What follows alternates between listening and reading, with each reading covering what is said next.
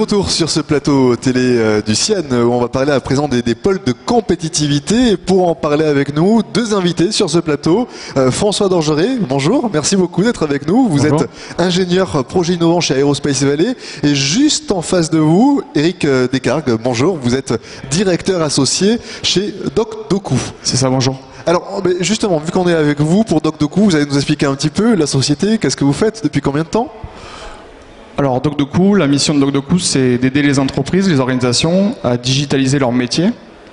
Donc c'est une PME, on est une vingtaine de personnes, on est basé à Toulouse et Lyon. On a trois activités principales qui sont de la DocDoku Factory où on réalise des applications métiers dans nos agences ou chez nos clients. On a la partie training, donc DocDoku Training, où on forme les ingénieurs aux technologies digitales pour pouvoir développer des applications. Et ensuite, on a la partie DocDoku Platform, qui est le fruit de plusieurs années de R&D, qui sont des briques logicielles open source, métiers, que l'on intègre dans le système d'information de nos clients. Donc c'est avec surtout cette partie-là qu'on va être en liaison forte avec l'usine du futur, sur la partie numérique et digitale de l'usine du futur. On y reviendra dans un instant. Juste en face de vous, donc François Dorgeret, Aerospace Valley, le nom nous dit tous quelque chose. Concrètement, derrière, qu'est-ce qu'il y a ? Alors Aerospace Valley est un pôle de compétitivité créé en 2005. Donc aujourd'hui on a plus de 700 adhérents qui sont sur les régions Midi-Pyrénées et Aquitaine. Et donc nous intervenons surtout dans les domaines aéronautique, espace et systèmes embarqués. Donc la thématique usine du futur est une thématique importante pour le pôle, puisque nous avons des industriels qui exploitent des usines, nous avons aussi des offreurs de technologies de solutions qui interviennent pour ces industriels, et nous avons aussi des organismes de recherche et de formation qui s'intéressent à cette thématique.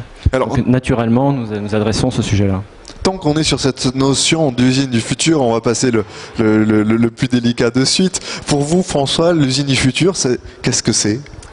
Alors dans le cadre du pôle, nous avons donné 5 axes importants dans l'usine du futur. Donc l'usine numérique, donc Eric interviendra sans doute sur ce volet-là qui est important.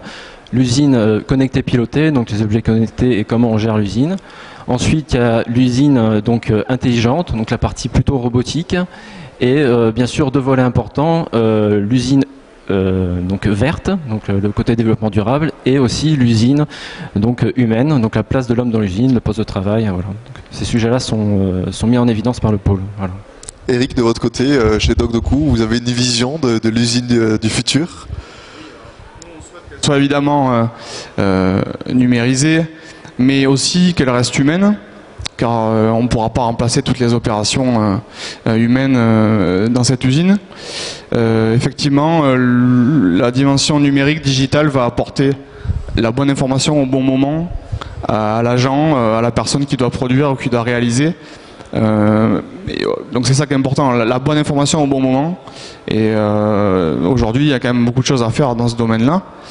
Effectivement, elle sera aussi une usine connectée, intelligente et donc robotisée. Mais toujours pareil, avec les bons capteurs et les bonnes informations au bon moment pour produire et être efficace. Très bien. Alors, quand on a préparé un petit peu, vous me parliez tout à l'heure de domaines d'activité stratégiques, les DAS. Voilà. Vous pouvez nous en dire un petit peu plus ? Alors, un DAS, c'est un ensemble d'acteurs qui sont intéressés par une même thématique. Donc, en l'occurrence, nous avons 9 DAS au sein du pôle et un adresse en particulier l'usine du futur. Concrètement, le DAS, c'est un ensemble d'acteurs que nous réunissons 4-5 fois par an pour travailler ensemble. Donc ce DAS, il est animé, piloté par des experts du domaine, donc qui sont des bénévoles détachés de certains acteurs importants sur ce sujet-là au sein du pôle. Donc au sein du DAS et des ateliers, nous tâchons d'informer les acteurs, donc sur l'initiative que ce soit nationale, régionale, sur ce sujet-là.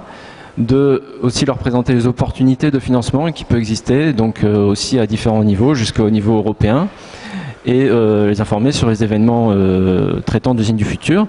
Ensuite, nous avons un rôle de mise en relation qui est important, puisque on réunit lors de ces ateliers une cinquantaine d'acteurs qui sont de profils complètement différents.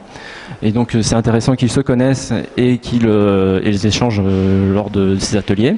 Et enfin, comme nous avons une mission importante sur l'innovation et le montage de projets innovants, nous faisons en sorte de faire émerger des projets lors de ces ateliers, donc en mettant en avant certains besoins et donc certains sujets qui mériteraient d'être traités par des projets de recherche.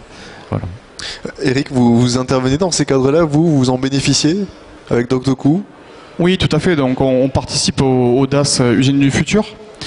Alors notre intérêt, nous, c'est justement de pouvoir rencontrer les acteurs de cette future usine du futur, les acteurs de la robotique, les acteurs de l'ergonomie, les acteurs de l'usine intelligente, et de pouvoir monter ensemble des projets collaboratifs de recherche et développement, donc, qui vont amener la filière ou les filières vers cette usine du futur, vers cette vision de l'usine du futur.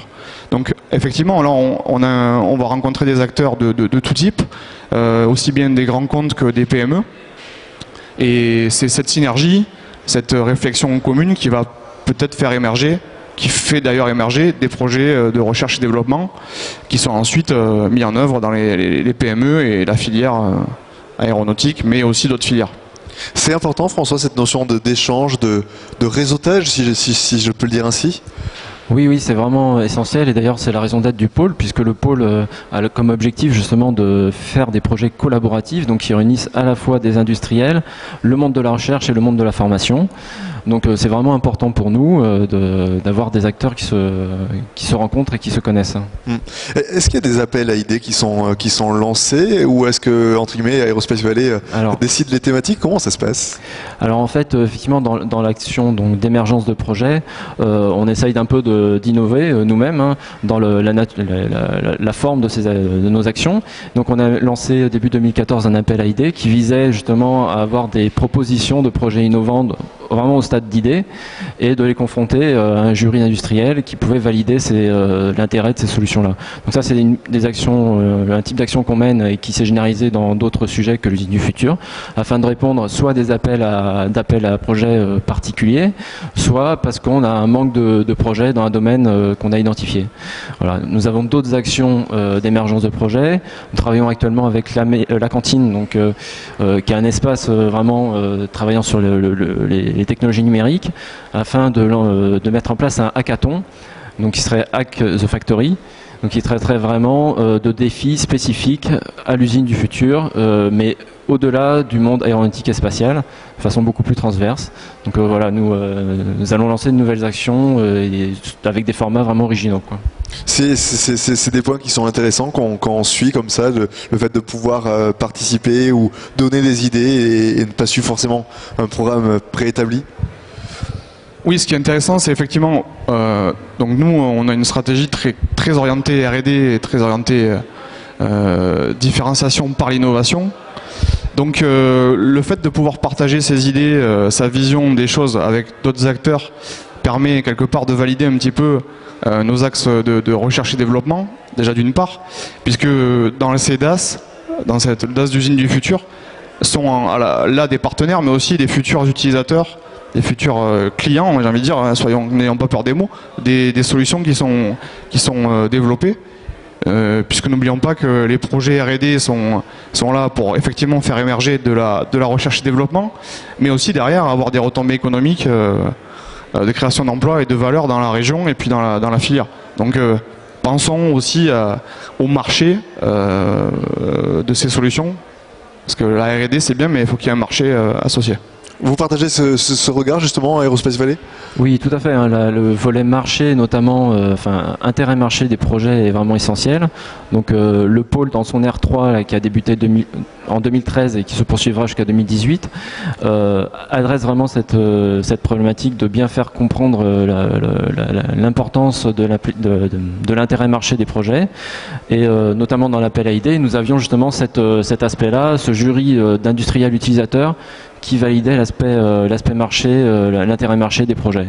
Donc c'est vraiment essentiel, et même pour les financeurs, c'est l'importance de premier niveau, quoi. Est-ce que très souvent on entend parler, quand on raisonne en tout cas usine du futur, de la concurrence en Europe, en France, mais il y a les autres pays européens. Est-ce que vous avez des interactions avec d'autres acteurs européens? Est-ce que vous regardez ce qui se passe?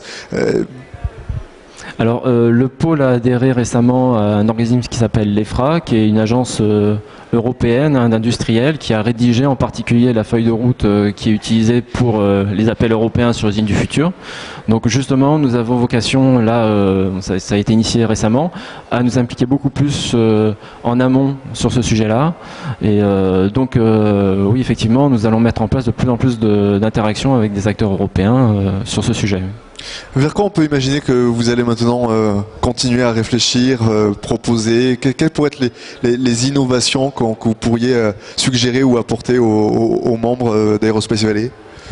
Alors, nous, on a plus vocation à faire en sorte que ce soit eux qui trouvent ces pistes-là, leur donner peut-être évidemment des voies à suivre, des grandes directions, mais c'est eux qui apportent l'innovation. Nous, on est là pour vraiment les mettre en relation. Donc c'est des acteurs comme DocDocu qui peut proposer des choses vraiment innovantes et on attend d'eux justement qu'ils jouent ce rôle-là. Oui.